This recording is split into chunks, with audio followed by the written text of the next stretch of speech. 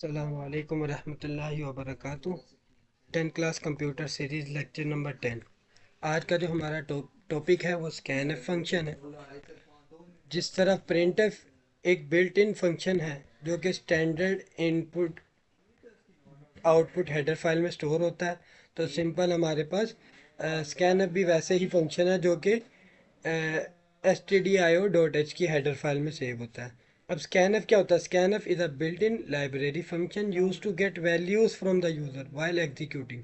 जब आपका जो प्रोग्राम है ना वो एग्जीक्यूट हो रहा होता है, मीन्स वो जो कंसोल स्क्रीन आ रही होती है, तो जो वैल्यू वो आपसे इनपुट मांगती है, ठीक है, जो वैल्यूज़ वहाँ पे अब देखे ना, अभी तक हम जो सीख रहे थे वो सिंपल प्रिंट ही करवाए जा रहे थे प्रोग्राम पर।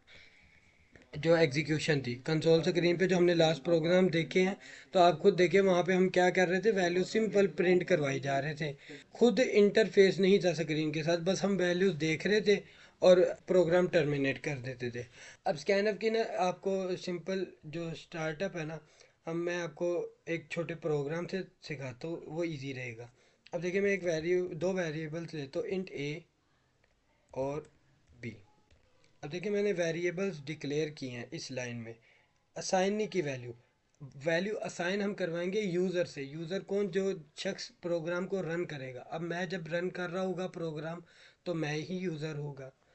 अब जब आप करेंगे प्रोग्राम एग्जीक्यूट, तो आप यूज़र होंगे। तो सिंपल वेरिएबल दो डिक्लेयर करवा दिए, इंट ए और बी। अब इंटीजर डाटा टाइप के आपने ये भी याद रखना है। अब हम आगे चलते हैं। हमने क्या करना है, इन दोनों वैल्यूज़ का सम करवाना है। तो मैं अगर आपको यहाँ पे प्रोग्राम का चले नाम भी लिख देता हूँ, सम ऑफ टू वैल्यूज़ या टू वेरिएबल्स कह लें। अब मैं स्कैनफ फंक्शन को यूज़ करने से पहले अपने जो इंटरफेस है ना उसको अच्छा बेहतर बनाने के लिए मैं प्रिंटफ स्टेटमेंट का यूज़ करता हूँ। यहाँ पे लिखता हूँ कि चले मैं एंटर वैल्यू ऑफ ए।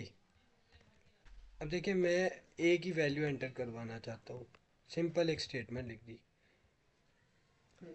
अब आगे हम यूज़ करते हैं स्कैनफ स्टेटमेंट। अब देखिए स्कैनफ स्टेटमेंट का आपने सेंटेक्स समझना है। Scanf statement double quotation. अब स्कैनफ में हम डबल कोटेशन के अंदर सिर्फ फॉर्मेट स्पेसिफायर को यूज़ कर रहे होते हैं। अब कौन सी डाटा टाइप है? Percentage D. उसके बाद हम क्या करेंगे, डबल कोटेशन से बाहर आके एक कोमा लगाएंगे। ऑलमोस्ट सिमिलर है प्रिंट एफ की तरह, लेकिन याद रखें यहाँ पर आप कोई भी प्रिंट स्ट्रिंग वैल्यूज़ नहीं लिखेंगे, सिर्फ फॉर्मेट स्पेसिफायर को ही यूज़ करेंगे। ये आपने याद रखना है। आप यहाँ पे ऐसा नहीं लिख सकते। अगर मैं इसको यहाँ पे यूज़ कर सकता होता तो मैं यहाँ पे लिखता एंटर वैल्यू ऑफ ए, लेकिन सिर्फ इस जगह पर स्कैनफ स्टेटमेंट में फॉर्मेट स्पेसिफायर ही यूज़ होता है। उसके बाद सिंपल कोमा, आगे आपने वेरिएबल लिखना है, वेरिएबल नेम। लेकिन वेरिएबल नेम लिखने से पहले आपने एक रेफरेंस ऑपरेटर सा यूज़ करना है। रेफरेंस ऑपरेटर जो क्या करेगा, रेफर करेगा वेरिएबल को, और वो है एंड का साइन, सिंपल एंड का साइन। और उसके बाद आप क्या करोगे, वेरिएबल नेम लिख दोगे। अब जब आप ये वैल्यू इस तरह लिखेंगे ना, तो हम देख लेते हैं कि हमारे प्रोग्राम में क्या आएगा। कंट्रोल एस सेव करने के लिए, और कंपाइल करेंगे, इसको रन करेंगे, एग्जीक्यूट करेंगे, तो आप देखिए आपका इंटरफेस होल्ड करवाए हुए है कंसोल स्क्रीन। वो कह रहे हैं एंटर वैल्यू ऑफ ए। अब देखिए मैं चले कोई भी वैल्यू एंटर कर दे, तो मैंने 32 एंटर की, और जैसे प्रेस किया प्रोग्राम क्योंकि टर्मिनेट हो गया, सिंपल उसमें वैल्यू चली गई और प्रोग्राम क्या हो गया, टर्मिनेट। क्यों? इसके आगे कोई स्टेटमेंट तो है ही नहीं, इसके आगे प्रोग्राम एंड हो जाता है।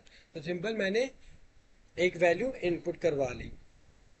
अब बी की वैल्यू इनपुट करवाएंगे। प्रिंट एफ का फंक्शन यूज करेंगे सिंपल इसी मेथड में, enter value of B, simple semicolon. उसके बाद स्कैनफ का फंक्शन यूज करेंगे और percentage D, comma, and operator, और उसके बाद वेरिएबल नेम। अब देखो सिर्फ वेरिएबल नेम मैंने चेंज कर दिया। तो हमारे पास अब इतना प्रोग्राम कैसे चलेगा, कंट्रोल एस प्रेस करते हैं, कंपाइल करते हैं, उसको एग्जीक्यूट करते हैं, तो देखते हैं एंटर वैल्यू ऑफ ए। ए की वैल्यू एंटर करते हैं। मैंने ए की वैल्यू एंटर की 10। अब वो देखिए जैसे ही मैंने एंटर की वो नेक्स्ट लाइन पे चला गया। नेक्स्ट लाइन प्रिंट स्टेटमेंट थी, वो क्या थी, enter value of B. B की वैल्यू एंटर करे, मैंने 15 एंटर की। और उसके बाद मैंने एंटर प्रेस किया, प्रोग्राम टर्मिनेट। उसका रीज़न ये है कि प्रोग्राम में अभी तक हमने कुछ भी डिस्प्ले या आगे लाइन स्टेटमेंट्स उसको दी ही नहीं। तो आप देखिए कंप्यूटर सिर्फ आपकी जो इंस्ट्रक्शंस है उसको फॉलो कर रहा है, उससे आगे तजावुज नहीं कर रहा। आगे सिंपल मैंने क्या करना है, डिस्प्ले करवाना है सम, तो मैं printf simple sum of A A plus B is equals to. अब यहाँ पे मैंने आंसर डिस्प्ले करवाना है। अब देखिए अब हमें स्कैन स्टेटमेंट की ज़रूरत तो नहीं, आपको पता है बेसिकली प्रिंट एफ वैल्यूज को डिस्प्ले करवाने के लिए यूज़ होता है, स्कैन एफ यूज़र से इनपुट गेट करने के लिए यूज़ होता है। तो मैं क्या करता हूँ, यहाँ पे फॉर्मेट स्पेसिफायर यूज करते हो परसेंटेज डी।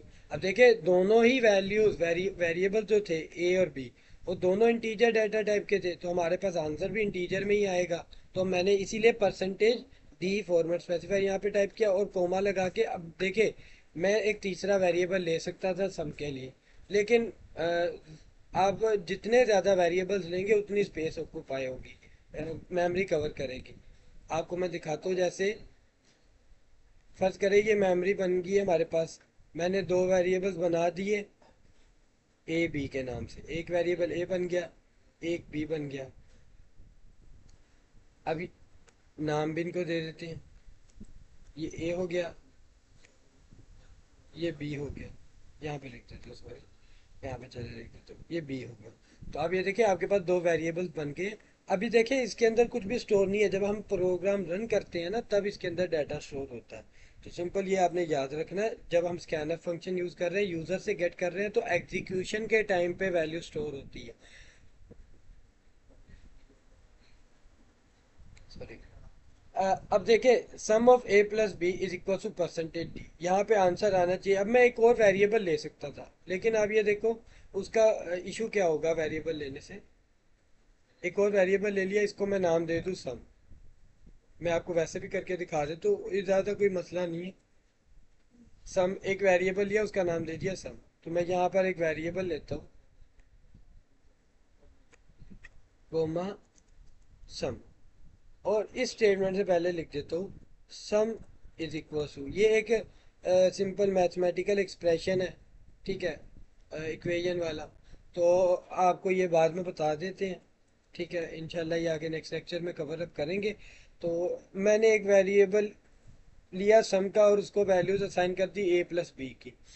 अब देखिए ए और बी में जो भी होगा नंबर वो क्या होगा, ऐड हो जाएगा, प्लस हो जाएगा। सिंपली ये दोनों वैल्यूज क्या हो जाएगी, ऐड हो जाएंगी और स्टोर हो जाएगी किस में, सम में। मैं आपको जैसे दिखा दूं, वो क्या करेगा, ए और बी की वैल्यूज को ऐड करेगा, इन दोनों का जो आंसर आएगा, होल आंसर आएगा, इन दोनों का जो आंसर होगा उसको वो क्या करेगा, सम में स्टोर करवा देगा। तो सिंपल हम नहीं चाहते कि वो ऐसे करे फिलहाल। अब देखिए तीन वेरिएबल्स लेने का एक और भी इशू आएगा कि एक वेरिएबल जो इंटीजर डाटा टाइप का वो 4 बाइट्स मेमोरी में स्पेस कवर अप करता है। तो आप तीन वेरिएबल्स लेंगे तो 4 × 3 12 बाइट्स आपके पास डाटा कवर हो जाएगा। तो ज़रूर जब आप बगैर वेरिएबल लिए काम कर सकते हैं, आप बगैर सम का वेरिएबल लिए काम कर सकते हैं, तो हमें ज़रूरत ही नहीं कि हम सम का वेरिएबल भी लें। तो सिंपल हम क्या करते हैं, यहाँ पे कोमा के बाद ए प्लस बी लिख देते हैं, और ये जो स्टेटमेंट है इसको क्या कर देते हैं, रिमूव कर देते हैं। अब मैं कंट्रोल है सेव करता हूँ, और सेव करके कंपाइल किया, मैं एग्जीक्यूशन करता हूँ। तो आप देखिए एग्जीक्यूशन हम करते हैं सिंपल। उन्होंने कहा एंटर वैल्यू ऑफ ए की वैल्यू चले मैंने 14 एंटर की, एंटर कर दी। अब मैं यहाँ पे लिख भी देता हूँ ताकि आपको साफ साफ पता चलता जाए, ए की वैल्यू मैंने क्या एंटर की, 14।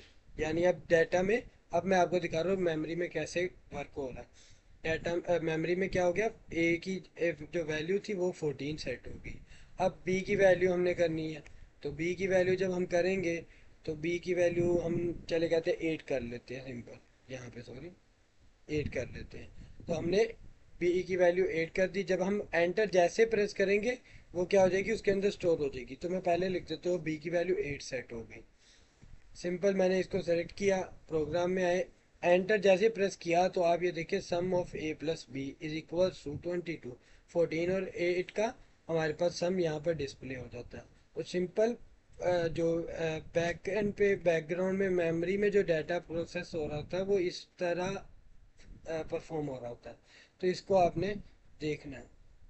तो उम्मीद है आपको ये वाला लेक्चर भी अच्छी तरह समझ आ गया होगा। अगर कोई क्वेश्चन हो तो आप कमेंट में पूछें, और वीडियो को ज़्यादा से ज़्यादा लाइक करें और अपने दोस्तों के साथ शेयर करें, ताकि वो भी इस इन लेक्चर से फ़ायदा उठा सके। तो इंशाल्लाह मिलते हैं नेक्स्ट लेक्चर में। ख्याल रखिएगा। अल्लाह हाफिज़।